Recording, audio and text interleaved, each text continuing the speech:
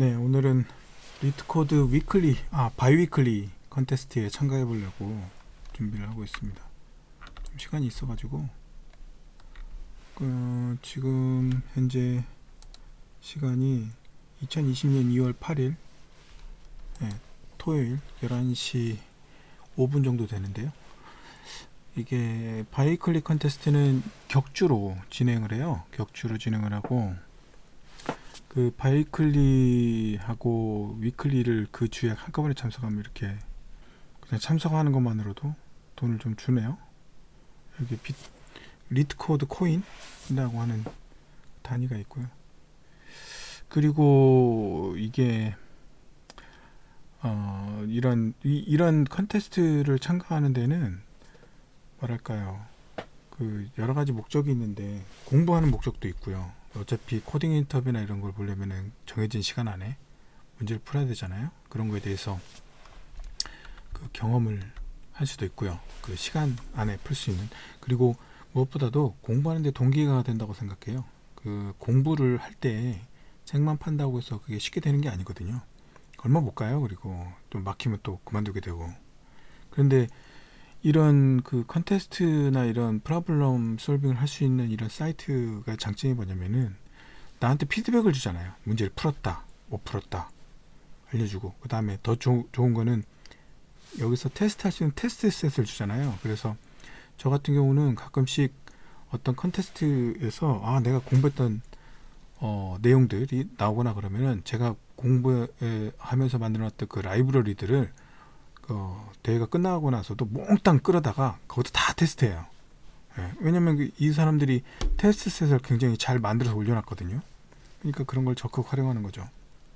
그렇게도 공부하고, 그 다음에 이거 풀고 나면 여러 사람들의 솔루션이 올라와요. 솔루션이 올라오면 그 솔루션들 가지고 공부하는 것도 굉장히 의미가 있습니다.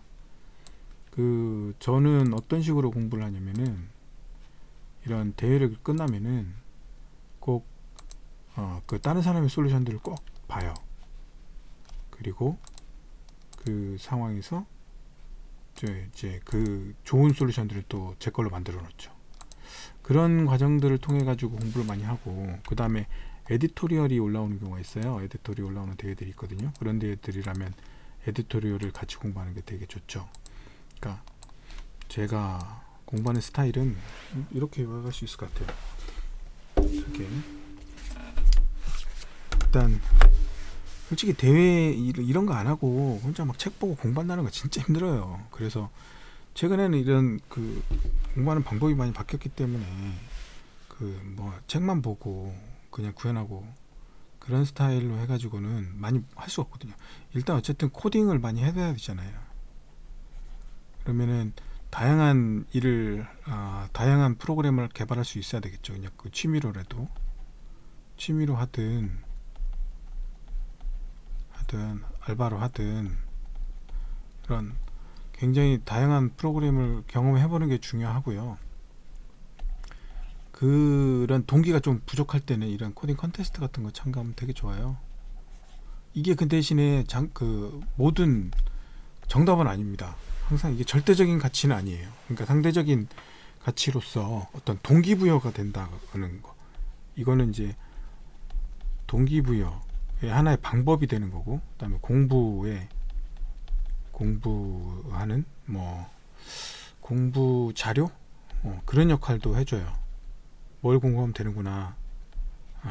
예를 들면 저 같은 경우는 일단 이런 컨테스트에 참가한 다음에 꼭 에디토리얼을 꼭 봅니다.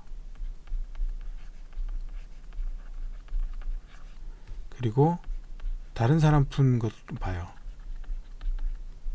사람 솔루션 이걸 꼭 봅니다. 그 다른 사람 솔루션 최소한 탑 5에서 10까지 정도의 솔루션은 꼭 봐요. 그렇게 하고 나면 이게 이제 그렇게 해서 내 걸로 만들죠. 그런데 여기서 끝나면 안 됩니다. 꼭 저는 라이브러리를 정리를 해 놓습니다. 라이브러리 할 필요가 있다고 생각하는 건요.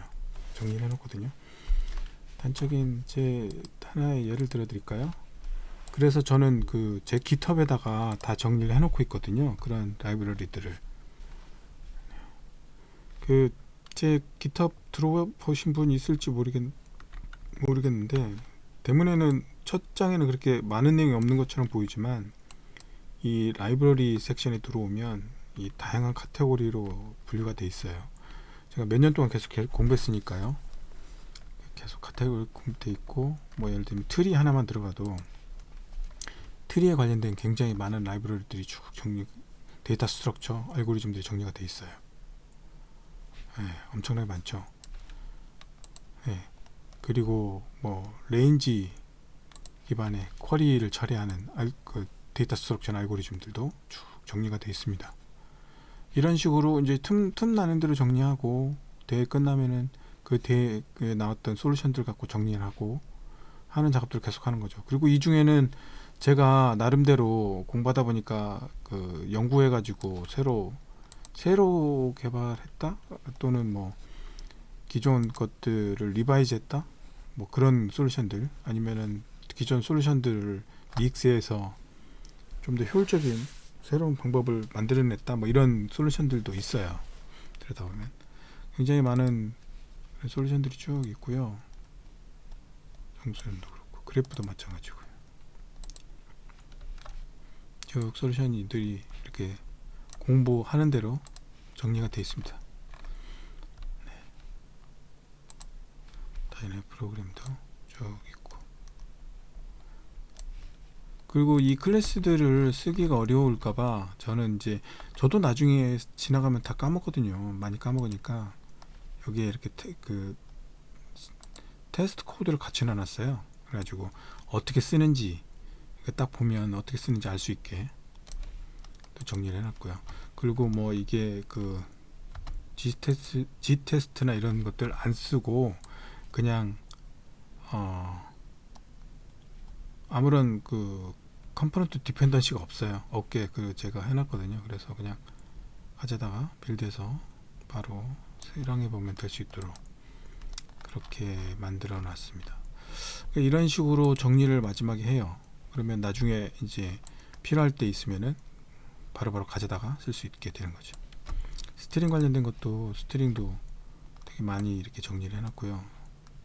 이런 식으로 이게 뭐 저는 꾸준히 계속 커밋을 올리고 정리하고, 대회 끝나면 정리하고, 코드 정리하고, 다른 사람 솔루션에서 멋진 솔루션 발견하면 정리하고 있고, 계속 그런 식으로 공부를 하고 있고, 그리고 계속 또 아직도 리뷰할 것들이 계속 아직도 많아요. 리뷰할 내용들이. 그런 리뷰 거리들도 계속 쌓아놓고 하나씩 해결해가면서 처리하고 있어요. 이런 절차 뭐 이런 노력이 있고, 근데 이제 처음에는 시간이 좀 걸려요, 이 작업들. 근데 좀 익숙해지고 나면, 좀 실력이 붙으면 붙을수록 이 속도가, 탄력이 붙어요.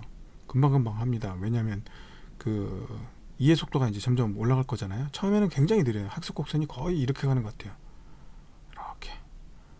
대부분 학습 곡선이 그렇겠지만, 그래서 처음 단계에 들어서면 이런 그 답답함을 견뎌내야 됩니다. 뭐 다 그렇죠, 사실. 계단형 느낌도 들고, 뭐 이런 식으로 약간 이런 느낌도 들고, 이거 계단처럼 안 보이네. 이런 느낌도 들고, 하여튼 그런 고통스러운 순간들을 넘겨가다 보면 어느 순간에 조금씩 늘고 있어요. 늘어가는 걸 알 수가 있습니다. 그래서 저는 이제 코딩 컨테스트를 좀 참가하라고 권장하는 편인데, 그 이유는, 근데 이게 꼭 그 어떤 뭐 PS의 점수 이런 거는 아니에요. 저는 그렇게 생각하진 않아요. 그게 중요한 건 아니라고 생각해요. 거기에 참가하면서 자극을 계속 받아야 돼요. 자극을 받고, 중요한 건 자극을 받는 거죠. 자극을 받고 공부에 대한 동기부여가 되고 자료가 모이고 하는 그런, 그리고 이제 공부를 이제 계속 탄력적으로, 그 다음에 그 뭐라고 해야 되죠, 끈기 있게 끌고 갈 수 있는 동기를 제공해주고, 또 재미가 있어요. 또 해보면 내가 이제 결과적으로 어떤 그 성장하는 과정을 볼 수가 있어요. 성장 과정을 볼 수. 왜냐면은 컨테스트에서 예를 들면 점수 기록들이 이렇게 쭉 나올 거거든요. 대부분 사이트들이 막 이런 식으로 그래프로 내 성장 곡선을 그려줘요. 그러면은 이런 거에서 이것 자체로도 동기부여가 되죠. 이게 목적이 될 수는 없으나, 목적은 아니지만 동기는 된다는 거죠. 동기는. 그렇죠? 동기부여는 되기 때문에, 그리고 공부를 효율적으로 할 수 있는 하나의 방법이라고 생각합니다. 네. 그래서 저는 비교적 권장하는 바입니다. 그러나 주의할 게 하나 있습니다. 네. PS에 너무 몰두하는 거는 저는 바람직하지 않다고 생각합니다. 그러니까 PS적인 코딩 스타일에 너무 적용 코딩 스타일에 뭐라고 해야 되죠? 너무 익숙해지는 거는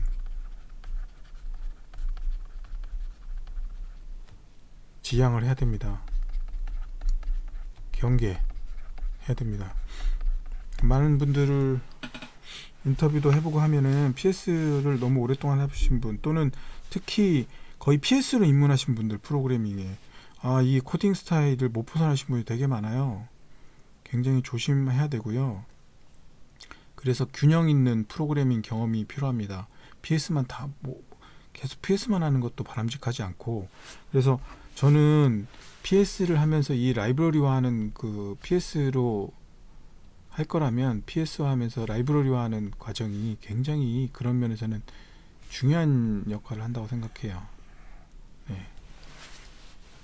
그래야 어떻게 그러면서 이제 자기 나름대로의 코딩 스타일이나, 또는 어떻게 클래스나 이런 것들을 정리하면 좋겠구나, 이런 걸 생각할 수 있으니까요. 그런 걸 좀 생각할 수 있을 것 같고, 네.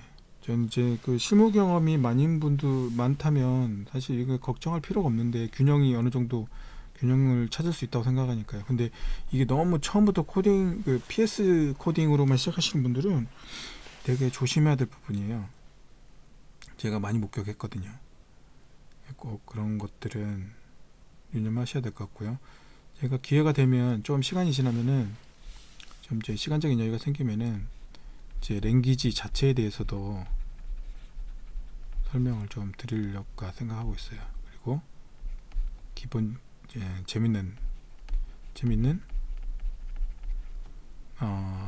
앱이든 뭐 프로젝트를 하나 진행을 하고, 이게 랭귀지를 진행하는 과정에서 프로젝트를 하나 진행하면서 테트리스도 만들어보고, 뭐 이런 퍼즐 같은 거를 진행할 생각이에요. 그래서 이제 균형 감각이 되게 중요합니다. 놀랍게도 랭귀지를 써보셨다는 분들이, 현업에 계신 분들조차도 랭귀지에 대해서 깊이 있게 이해를 못 하시는 분이 되게 많아요. 자기 주 랭귀지라고 하는 것들도 조차도요. PS 하신 분들도 마찬가지고요. 이게 되게 개발을 한다면 최소한 랭귀지라는 거는, 사실 랭귀지도 오늘날은 도구화되어 있어요. 저도 마찬가지고요. 뭐 하나의 랭귀지만 고집하지 않고 뭐 다른 랭귀지도 공부하곤 하지만, 필요하면 금방금방 배워서 할 수도 있고요. 하지만 자기의 주된 랭귀지 하나는 아주 깊이 있게 알아야 된다고 생각합니다. 주 언어는 주 랭귀지는 깊이 있게 알아야 된다고 생각해요. 깊이 있는 이해가 필요합니다. 왜요? 이 랭귀지라는 거 속에는 많은 거를 내포하고 있어요. 우리 컴퓨터 사이언스에 많은 그런 개념들이 들어있단 말이죠. 그런 개념들을 제대로 이해하느냐 못하느냐는 상당히 현업을 하든 뭐 나중에 뭐 학업을 계속 하든 굉장히 중요한 요소예요. 물론 뭐 개발자가 안 되고 다른 걸 하시겠다면 또 다른 문제가 되겠지만, 개발 쪽으로 계속 하겠다고 그런다면 주된 랭귀지를 제대로 다루지 못한다는 거는 좀 요즘에는 랭귀지의 깊이나 넓이가 굉장히 커졌기 때문에 모든 거를 알 수는 없을 수는 있어요. 하지만 그렇다고 해도 최대한 이해하려고 하는 노력들은 해야 되고요.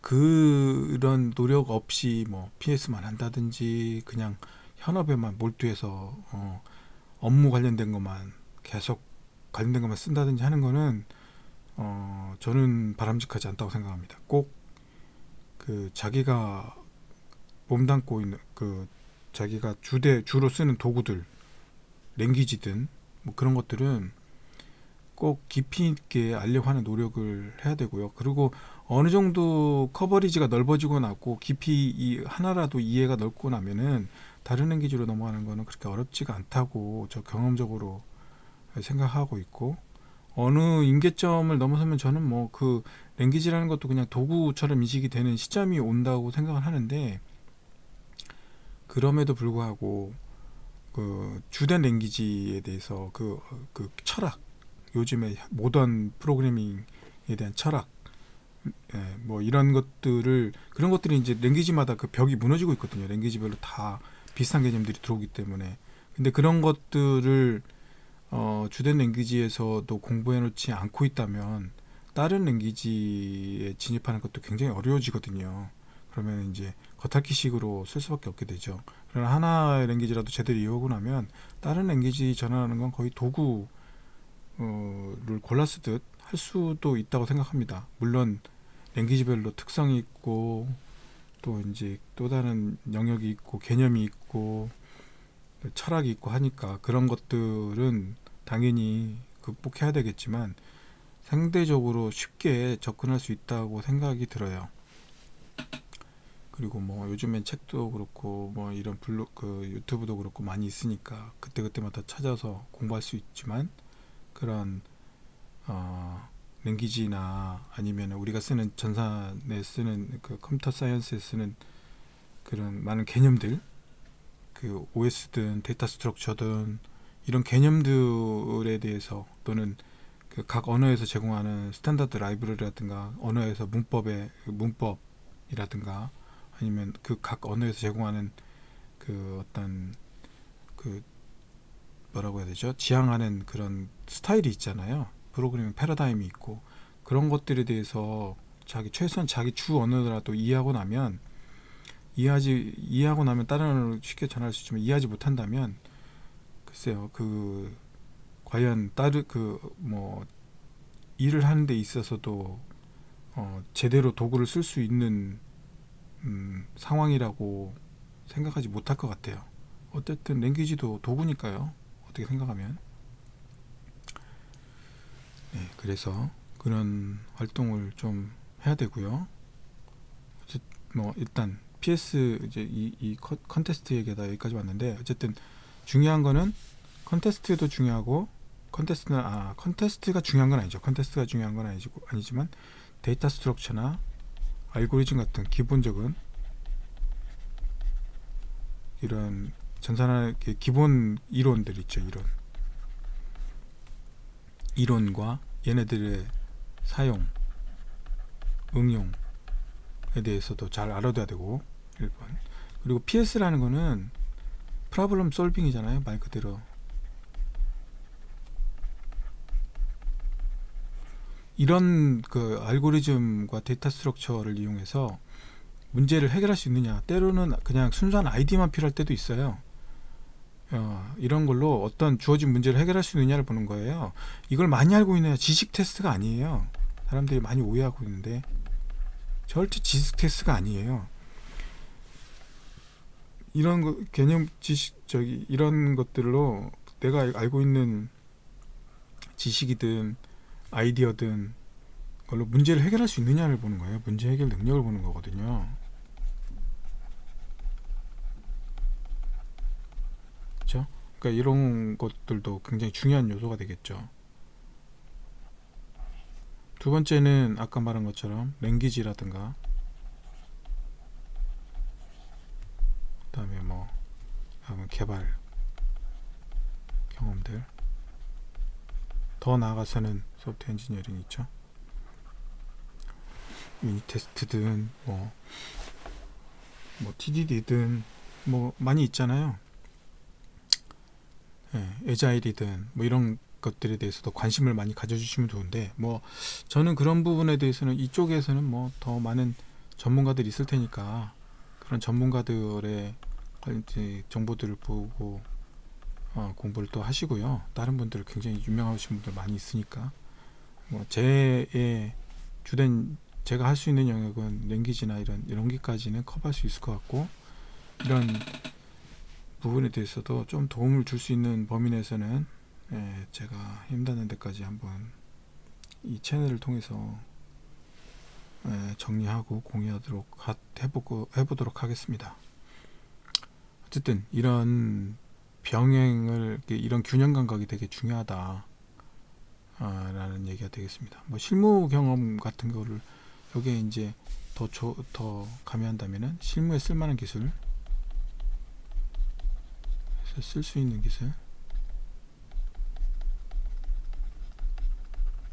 기술들도 병행해야 되겠죠. 근데 이제 하나의 오해가 있다면, 그 데이터 스트럭처 알고리즘에 저는 이렇게 생각해요. 제 생각은 그렇다는 겁니다. 이게 뭐 정답이 있는 문제는 아니니까. 이거를 꼭 해야 되느냐, 이거 몰라도 현업에서 하는 일을 하고 그걸 왜 공부해야 되지, 이렇게 생각하는 사람들이 있어요. 저는 근데 절대 그렇지 않다고 생각합니다. 보세요, 현업에 그런 일을, 이게 필요 없는 일을 하고 계시는 분이 있잖아요. 하고 계신 분들은 당연히 필요가 없다고 얘기하겠죠. 그런데 이런 것들이 필요한 분야가 있잖아요. 그리고 이런, 실제로 아까도 말씀드렸듯이 프로블럼 솔빙이 초점이지, 지식을 검증하는 게 아니기 때문에 사실 포커스도 좀 다르죠. 하지만 어쨌든 그런 관점에서 생각을 해야 되고요. 근데 만일에 저런 걸 알고 있다면, 저런 PS 감각이 있다면, PS 알고리즘, 데이터 스트럭처 알고리즘 많이 알고 있다면 이걸 필요로 하는 영역이 있단 말이죠. 잡들이 있어요. 그렇죠? 그러면 이런 필요로 하는 잡들을 갖고 있다면 이런 데서는 의미가 있을 거잖아요. 그렇죠? 그러니까 이런 데는 이걸 해야 되잖아요. 근데 무작정 이게 필요 없다고만 말하면 저는 약간 무책임하다고 생각합니다. 그렇게 단정 지을 수 없는 문제라고 생각해요. 분명히 필요로 하는 일이 잡이 있거든요. 제가 하는 일이 요즘 하는 일이 그렇고요. 이런 데이터 스트럭처나 알고리즘이 필요한 일이 분명히 있고, 그게 PS적인 감각이 필요한 일들이 분명히 있단 말이에요. 제가 지금 현재 하는 일도 그렇고요. 그렇기 때문에 이거를 공부하지 말라고 하는 거는 마치 필요 없는 일을 하라는 거나 똑같은 얘기예요. 그거는 말이 안 되잖아요. 결과론적인 얘기잖아요. 그거는 사실 저는 굉장히 위험한 얘기라고 생각합니다. 과연 그리고 실제로도 유명한 IT 기업들이 이걸 보잖아요. 왜 보겠어요? 다 의미가 있으니까 보는 거죠. 그 사람이 현업을 잘할 수 있는 기본적인 그 자질이 있느냐를 판단하는 근거로도 삼고 있으니까, 일을 잘할 수 있을까, 프로그램 잘할 수 있을까 근거로 삼고 있다는 거는 어느 정도 이걸로도 검증을, 물론 모든 게 완벽할 수는 없으니까 할 수 있는 근거가 된다는 건데, 이런 걸 너무 소홀히 생각하는 거는 의미가 없다고 폄하하는 건 아닌 것 같아요. 그래서 어쨌든 저는 균형 감각이 중요하다고 생각하는 거고, 이게 의미가 없다고 말하는 거는 좀 저는 반대를 하는 입장입니다. 왜냐하면 내가 어떤 일을 할지 모르는데, 그죠? 그거를 하지 말라고 하는 거는 그게 필요 없는 일을 하라는 거랑 똑같은 얘기라고 저는 생각하거든요. 떠드는 사이에 벌써 30분 가까이 돼가고 있습니다.